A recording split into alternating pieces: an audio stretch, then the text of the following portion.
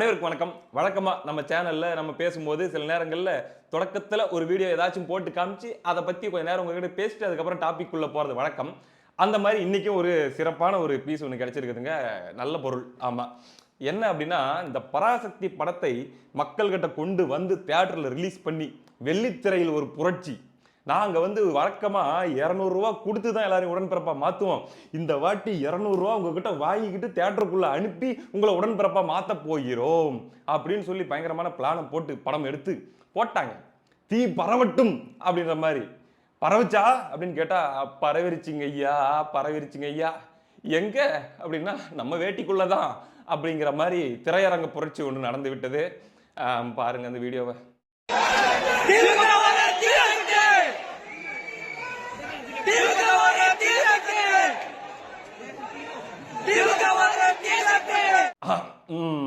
நம் ராஜதந்திரங்கள் அனைத்தும் வீணாகி விட்டதே. இன்னும் பயிற்சி தேவையோ என்று தீவிர சிந்தனையில் திமுக. இது ஒரு பக்கம் இருக்க, இந்த பராசக்தி இன்னொரு பெருத்த தாக்கத்தை ஏற்படுத்தி விட்டது. யாருக்கு? பிஜேபிக்கு தானே. ஆமாங்க, இந்த அமித்ஷா தான் திமுகவை தோக்கடிக்கணும் தோக்கடிக்கணும்னு சொல்லிட்டே இருக்காரு. அதனால இந்த பராசக்தியை உள்ள இறக்கி குத்துற குத்துல வாயில ரத்தம் வருது பாரு இன்னைக்கு. அப்படின்னும் போது பார்த்தா, ஆமாங்க சொன்ன மாதிரியே ரத்தம் வந்துருச்சுங்க. யாருக்கு அப்படின்னு நம்ம திரும்பி பார்த்தா, காங்கிரஸ் கட்சிக்காரங்களாம் இப்படி தொடச்சிட்டு இருக்கிறாங்க. ரத்தம் அப்படின்ட்டு. ஏயா அப்படின்னா, எங்களை தாங்க அடிச்சு விட்டாங்க. ஏவ் கிட்னாப்பர்ஸ் அடிக்க சொன்னா இந்த பயல போட்டு அடிச்சு விட்டீங்களேடா அப்படின்ற மாதிரி நமக்கே பாவம் காங்கிரஸ்காரங்களை பார்த்தா பாவமா இருக்குது.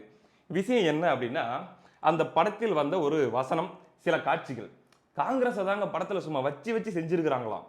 அதுலயும் குறிப்பா இந்திரா காந்தி அவர்களை கடுமையாக தாக்கியிருக்கிறாங்களாம். அது போக ஒரு டயலாக் வருதான், தமிழுக்கு நீங்க பண்ண துரோகத்துக்கு இனி இந்த ஜென்மத்துக்கு நீங்க ஆட்சிக்கே வர முடியாது அப்படின்னு சொல்லி காங்கிரஸை பார்த்து பேசுற மாதிரி ரெட் ஜெயண்ட் வெளியீட்டில் சிவகார்த்திகேயன் நடிப்பில் வெளியாகி உள்ள பராசக்தி திரைப்படத்தில் காங்கிரஸ் கட்சிக்கு எதிராக வசனம் அப்படின்னு சொல்லி செய்தியாவே போட்டுட்டீங்களா அப்படின்ட்டு செய்தியாவே போட ஆரம்பிச்சிட்டாங்க.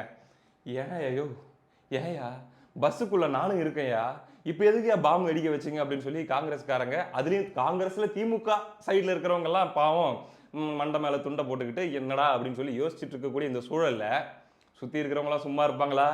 இந்த கூட்டணி எப்படா புட்டுக்கிட்டு போகும் அப்படின்னு காத்துக்கிட்டு பல கண்கள் இருக்குது இல்லையா?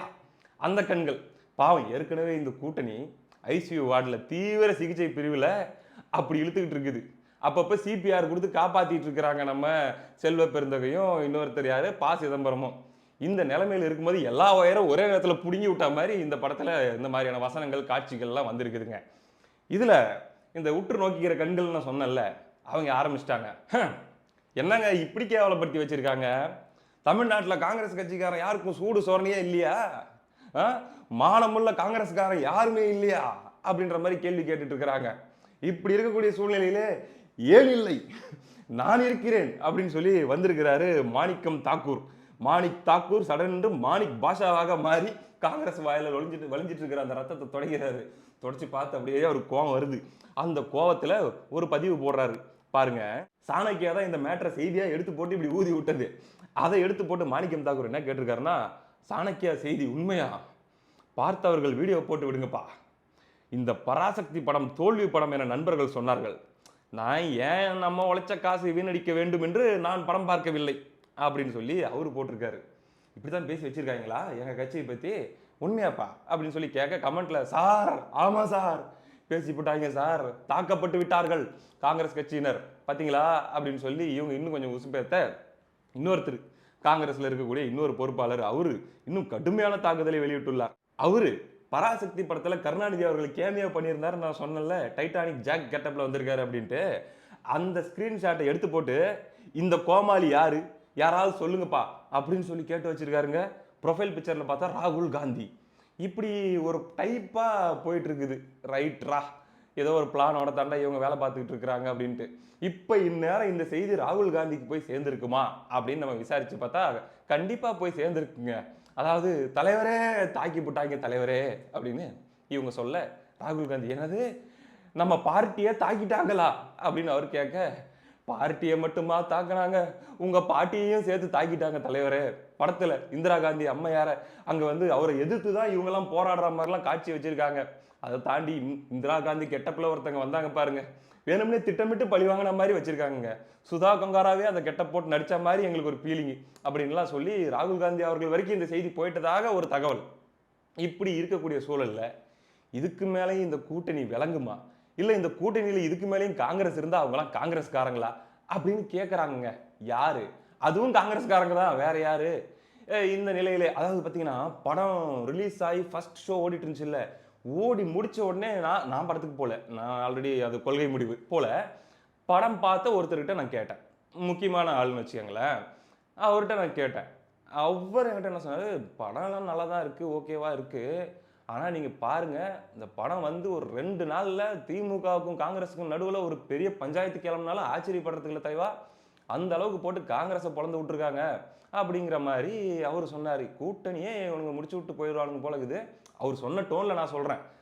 முடிச்சு விட்டு போயிடுவாங்க போல இருக்குது. எனக்கு என்னமோ இவங்க பிளான் பண்ணி தான் இதை வச்சிருக்காங்க.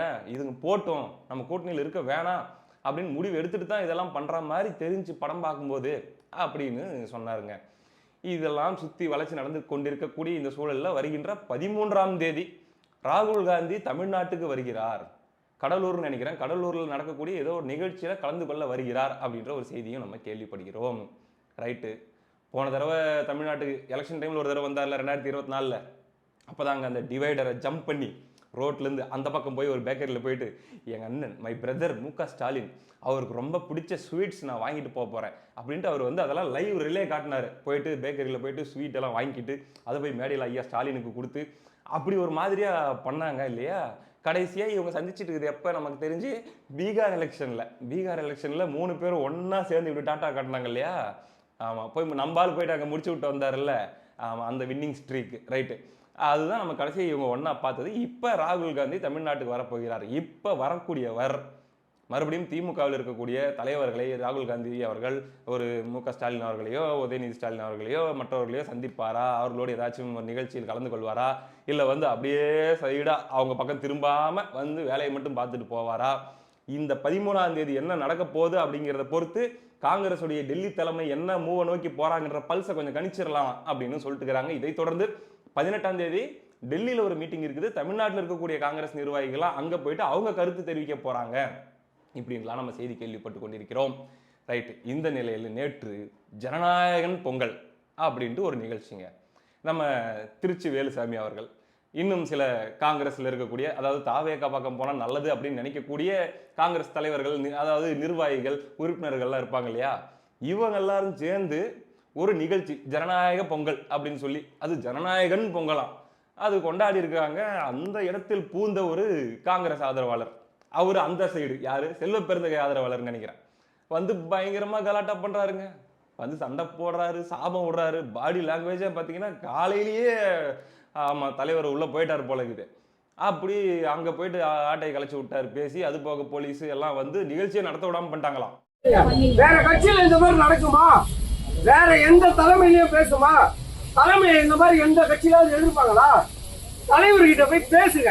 தலைவருக்கு தேவைன்னும் போது வந்து நக்குறீங்கல்ல, தலைவருக்கு தேவையில்லாத போது எதுக்கு இந்த மாதிரிலாம் பண்றீங்க?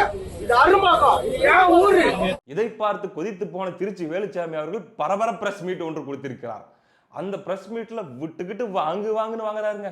ஏதோ ஒரு படம் ரிலீஸ் ஆயிருக்குதான், அந்த படத்துல எங்களெல்லாம் கேவலப்படுத்திட்டு இருக்காங்களா, நீங்களாம் யார் தெரியுமா, உங்க யோக்கியதை என்ன தெரியுமான்னு சொல்லி ஈவேரா காலத்திலிருந்து கதையெல்லாம் எடுத்துக்கிட்டாருங்க. எடுத்துக்கிட்டு அப்படியே போயிட்டு இருக்குது பரபரப்பா. அந்த நேரத்துல திடீர்னு ஒரு செய்தியாளர் ஒரு மேட்டர் ஞாபகப்படுத்துறாரு. ஏங்க உங்க தலைவர் சொல்லியிருக்காருங்க, யாரு, செல்வ பெருந்தகை, நம்ம காங்கிரஸ் உள்கட்சி சம்பந்தப்பட்ட கூட்டணி சம்பந்தப்பட்ட விஷயங்களை பொதுவெளியில் பேச வேண்டாம் அப்படின்னு சொல்லியிருக்காரு அப்படின்னு சொல்ல மனுஷனுக்கு பிபி எகிரிருச்சு. என்ன சொன்னாரு கேளுங்க.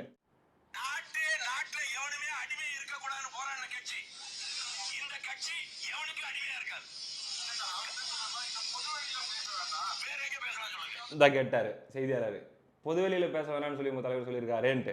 அதுலதான் இவர் வேற எங்க பேசணும் அப்படின்ட்டு ஆரம்பிக்கிறாருங்க. இதுக்கு மேலதான் த்ரில்லிங்கான பாயிண்ட்லாம் வருது, இருங்க.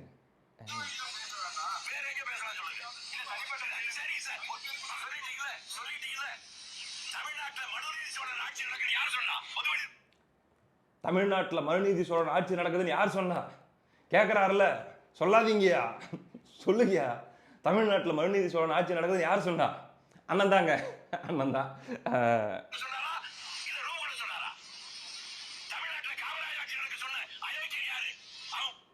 தமிழ்நாட்டில் காமராஜர் ஆட்சி நடக்குதுன்னு சொன்ன அயோக்கியம் யாரு? அதுவும் அண்ணன் தாங்க. ஆமாங்க, உண்மையா தாங்க. தற்போது தமிழ்நாட்டில் நடப்பது காமராஜர் ஆட்சியை எங்க நல்லாட்சி நடக்கிறதோ அது காமராஜர் ஆட்சி. நல்லாட்சி ஒத்துக்கிறீங்களா? நல்லாட்சி தான் நடக்குது, அதெல்லாம் வாட் இஸ் ராங்?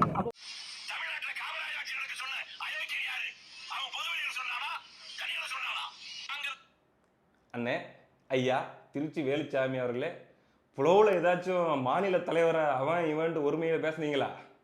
கண்டிப்பாக பேசியிருக்காருங்க. அவன் பொதுவெளியில் சொன்னானா இல்லை ரூமுக்குள்ளே சொன்னானா அப்படின்ட்டு வயசில் பெரியவர் அவர் கேட்டிருக்கிறாருங்க.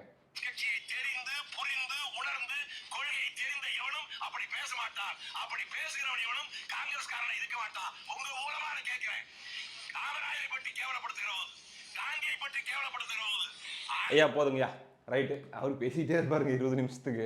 அவர்கிட்ட இருந்து நமக்கு தேவையான விஷயம் என்னவோ அதை நம்ம வாங்கியாச்சு. மீதி 20 நிமிஷம் நல்லபடியாக பேசியிருக்காரா அப்படின்னு நினச்சிடாதீங்க. 20 நிமிஷமும் அதான் அப்படி கேட்டுவிட்டாரு. இப்படியாக காங்கிரஸே சும்மா கொதிக்குது. இப்போ பாருங்க, மனுஷன் இவர் பேசின பேச்சில் காங்கிரஸில் ரொம்ப நாளாக இந்த குழந்தைங்களுக்கெல்லாம் பார்த்தீங்கன்னா, நம்ம ஏதாச்சும் இந்த நரம்பில் ஊசி போடுறதுக்கு ஹாஸ்பிட்டலில் எடுத்துகிட்டு போனோம்னா நரம்பை கண்டுபிடிக்கிறதுக்கு படாத பாடுபடுவாங்க அந்த நர்ஸுங்க. அது கொஞ்சம் குண்டு குழந்தையா இருந்துச்சுன்னா என்ன பண்ணாலும் நரம்பு தெரியாதுங்க. அந்த மாதிரி தான் காங்கிரஸ் கட்சிக்காரங்களுக்கு சூடு சோறனே இல்லாமல் இவங்களுடைய அந்த நரம்புகளெல்லாம் உள்ளே போயிடுச்சு. என்ன பண்ணாலும் கண்டுபிடிக்க முடியாத நிலைமையில் இருந்தது.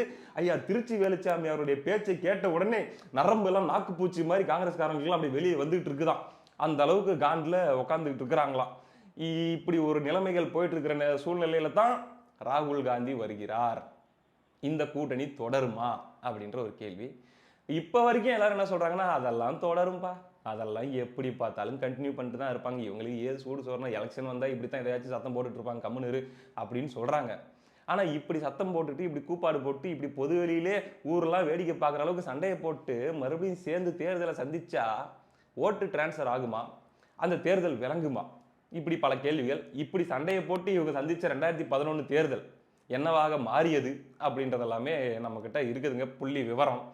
நீ 63ல போட்டிட்டு 5 பேர் தான் ஜெயிச்சிங்க அப்படின்ட்டு திமுக இவங்களை பார்த்து கை நீட்ட, நீ மட்டும் என்னமா நீ 120 130 140 அப்படின்னு சொல்லி நீ போட்டிட்டு 23ல தான் ஜெயிச்ச, நீ மட்டும் அப்படியே சாதிச்சு அறுத்து தள்ளிட்டியா? 2011ல எங்களுக்கும் தான் போச்சுன்னா உனக்கும் தான் போச்சு, போவியா 3வது இடத்துல போய் உட்காந்துக்கிட்டு பேச்சப்பாரு அப்படின்ட்டு காங்கிரஸ்காரங்க மாற்றி மாற்றி சண்டை போட்டுக்கிறாங்க. அதனால என்ன ஆக போகிறது? ரிப்பீட்ஸா 2011 அப்படிங்கிறது எல்லாத்தையும் பொறுத்திருந்து பார்ப்போம். அடுத்த காணொலியில் சந்திப்போம். நன்றி.